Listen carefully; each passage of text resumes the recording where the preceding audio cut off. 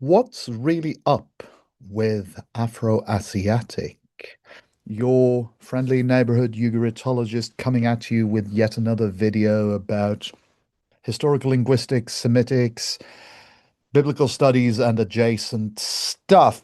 And today I want to talk about Afro-Asiatic. Afro-Asiatic, or as it is sometimes known in older literature, Hamito-Semitic, is the name of a linguistic family, the linguistic family to which Semitic belongs, the Semitic languages, that is, Hebrew, Aramaic, Akkadian, Ethiopian languages, what have you, Arabic. Semitic languages are themselves only one branch on a much larger linguistic tree known as Afro-Asiatic. And as the name implies, this larger linguistic family, this larger phylum, Afro-Asiatic, is made up of languages in Africa and Asia, Southwestern Asia to be more precise. And outside of Semitic, we find Afro-Asiatic branches such as Egyptian, that is ancient Egyptian and its later incarnation Coptic. We find the Berber or Tamazight languages in Northern Africa.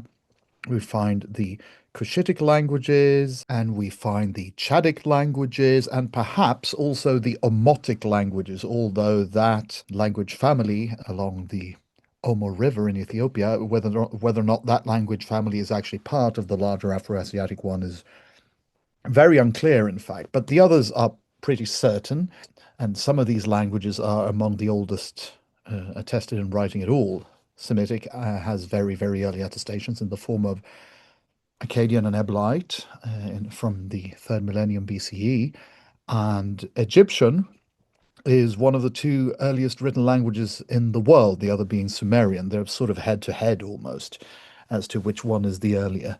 Usually one says that Sumerian writing is a little earlier than Egyptian, but it's almost a tie, and it's in the late fourth millennium BCE, so it's quite early. Whereas other parts of the Afro-Asiatic phylum are attested much, much later, such as the Cushitic and Chadic languages, which are only attested in relatively modern times. So it's a linguistic family that spans a lot in terms of attestation. And the title of this talk is What's Up with Afro-Asiatic? Because there's something weird here. Linguistic families, you want them to behave nicely. You want nice sound laws. You want nice phyletic trees, cladistic trees that can show in which way the different subclades, subfamilies diverge from each other, ideally, and you want to be able to reconstruct with a rather large amount of certainty the proto-language from which said phylum descended. That's the case, for example, with Indo-European, the linguistic family for which the discipline of historical linguistics was more or less born. And the thing with Indo-European is it fits very well with how you want this stuff to work, because Indo-European is a large family of languages, but one which diverged rather quickly from a center.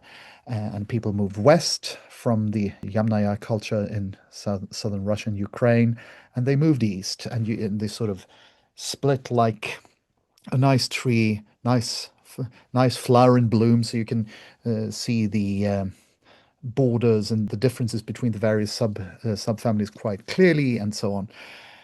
Afro-Asiatic is different in the sense that the families, the subfamilies themselves, are often quite tight. Like Semitic, for example. Semitic is a subfamily that has been living in a rather tight area, Southwest Asia and, say, Ethiopia, Horn of Africa, which means that there's been lots of borrowing back and forth going on, and muddying the waters a bit, sound law wise, and so on. Whereas the main five or six branches of Afro-Asiatic are rather distant from each other, and that is the problem. The thing is, it's quite clear that Afro-Asiatic is a family, because in many of the branches, Semitic is one, Egyptian is another, Berber is another.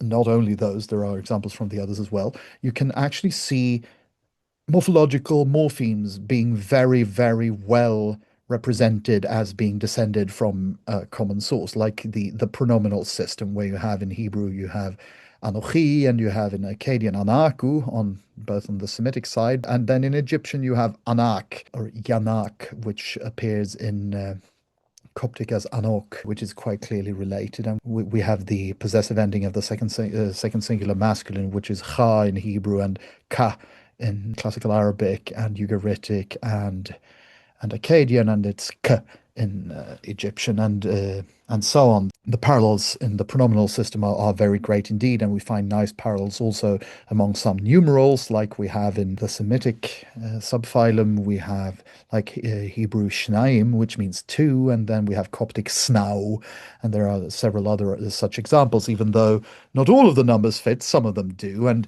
between Semitic and Berber, we have very nice parallels in verbal inflection in the various forms of the so-called prefix conjugation, which has strong parallels between Semitic and Berber. And the Berber-Semitic parallel has been studied, for example, by Martin Kosman and Benjamin Suchard. So there are very, very clear parallels between at least most of these families in terms of both verbal and nominal and pronominal morphology.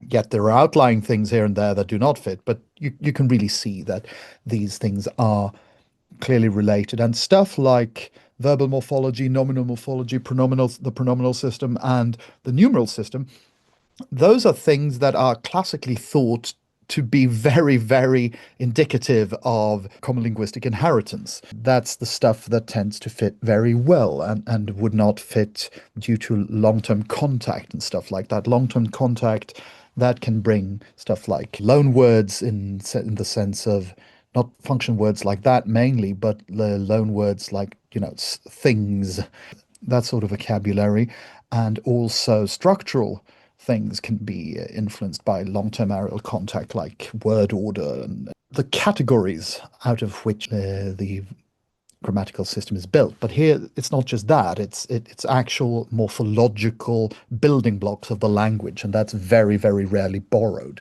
So that suggests very much that yes, Afro-Asiatic is indeed a valid phylum. But what's the problem then? Well, the problem is that the vocabulary doesn't fit as well, the general vocabulary, that is, doesn't fit at all as well as these basic building blocks of the languages in question. And this is something that I've been discussing for many years with linguistic friends of mine on Twitter and later on Blue Sky. We've been having sort of an ongoing discussion about this, what's really going on. Because even though the various branches of Afro-Asiatic are so clearly related to each other, the actual reconstructible vocabulary that seems to go back to a Proto-Afro-Asiatic language and are reconstructible as such is actually pretty small, which means that the ability to set up good sound laws from Proto-Afro-Asiatic to the various branches isn't as good as it should be, which is very, very disconcerting for someone trained in classical historical linguistics. When it comes to Egyptian specifically, and specifically the relationship between Egyptian and Semitic, there are two widely diverging models for what the correspondences actually look like, which is also very, very disconcerting. One older model which posits that the pharyngeals in Egyptian correspond mostly to pharyngeals in Semitic, whereas the newer school argues that the pharyngeals of Egyptian are, at least to a large extent, related to dental or post-dental sounds in Semitic languages, so that, for example, many ahines, the ah sound of Egyptian would actually go back to a sound that appears in, say, Hebrew or Arabic as d, which is typologically quite rare, but there are some quite convincing etymologies suggesting this. And if that is so, well, many of the older proposed correspondences between Semitic and Egyptian on the lexical level seem not to hold water. So that there's that sort of problem. So we have two big problems, too little reconstructible vocabulary, too Proto-Afro-Asiatic, and too few reliable sound laws. And to old school historical linguistics, especially to linguists trained, say, in Indo-European, this is really a red flag. But still, really cannot get around the fact that the pronominal systems, partly the verbal systems, partly the numerals, are so clearly related. And one of the reasons may be that this is a very, very, very, very old linguistic family. It's quite possible that Proto-Afro-Asiatic was spoken 10 or 12,000 years ago, which is a much, much greater time depth than for, say, reconstructed Proto-Indo-European, which was five, 5 or 6 thousand years ago, perhaps 6,500. So it's a totally different type of time depth, which could allow for much greater lexical replacement, but it's still weird. There have been suggestions that one or more of the branches may have been subject to relexification. That is, that the lexicon of another language has sort of seeped into that branch of Afro-Asiatic, perhaps through language shift, that someone adopts a new language but keeps a lot of the vocabulary from the other language. And okay, that can happen here and there, but for it to happen in several branches of the same language family is legit weird. So something weird is going on there. But again, it's quite clear that the Afro-Asiatic language family is a language family. Otherwise, you would not find these regular correspondences in the pronominal and the verbal systems. It just doesn't happen. That's not stuff that's borrowed. Also, because these aren't just freestanding pronouns, it's pronominal suffixes. That it's inflectional morphology, and that just has to be linguistically inherited. There's just no other way that could happen. And also, I personally believe that there are a couple of examples of actually inherited poetic motifs, which is my big thing as a scholar, inherited poetic motifs that can be traced all the way back to Proto-Afro-Asiatic, or at least to the last common ancestor, say, of Semitic and Egyptian, because there are a couple of expressions concerning drought, which is what I wrote my doctoral dissertation on. There are a couple of expressions concerning drought that use what seems to be identical etymological material, both in Ugaritic and in Egyptian, which cannot be due to borrowing, because the words have totally transformed due to the sound laws that actually have been operating, because some of them we actually do know a bit about. Specifically, it's the verb that in Ugaritic is tsahrira, which means burn red or something, which is used for the burning sun when the Ugaritic stories tell about the rule of the god of death in the land when the land dies out due to drought, which seems to be related to a root in Egyptian which has the consonants sh, r, which means red, which is used, amongst other things, to describe the barren desert outside of the Nile Valley. And I have argued that this represents a common inheritance of a poetic trope. I'll put a little link in the description, as they say, to a short online text where I argue this. So, Afro-Asiatic is weird. It does exist, but it doesn't really follow the rules we're used to in historical linguistics, and that is frustrating, to be sure, but also fascinating because something weird is going on here. It's apparently a very, very, very, very old linguistic family, in the sense that the latest ancestor of all these 5 or 6 branches, Proto-Afro-Asiatic, must have existed 10 or 12,000 or something like that years ago, which is a huge time depth in these contexts. And that is fascinating. And the fact that some parts of the verbal and pronominal systems are so well preserved in some of the sub-branches, yet still the vocabulary is so different between them. I mean, it's not non-existent. There are certain words that are very clearly related, or non-function words that are very, very clearly related between, say, Semitic and Egyptian, or Egyptian and Berber, and so on. But it's much, much fewer words than you would want. So something weird is going on here. But as scholars, we're not supposed to be sad about stuff like that. We're supposed to be fascinated.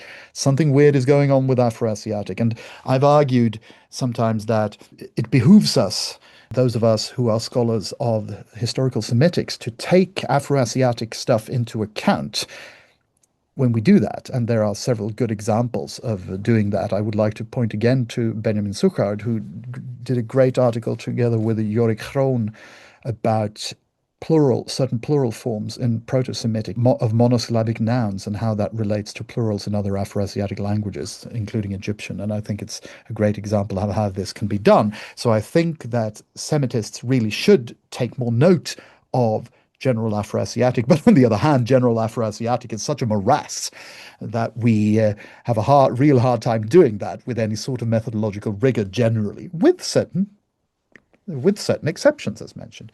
So there's a fascinating future here, and I think that much good work will be done during the coming decades. And there are several great scholars doing work on Afro-Asiatic comparative linguistics right now, some of them Semitists in origin, and I'm really looking forward to what they'll be doing, and I hope to contribute in some small way myself.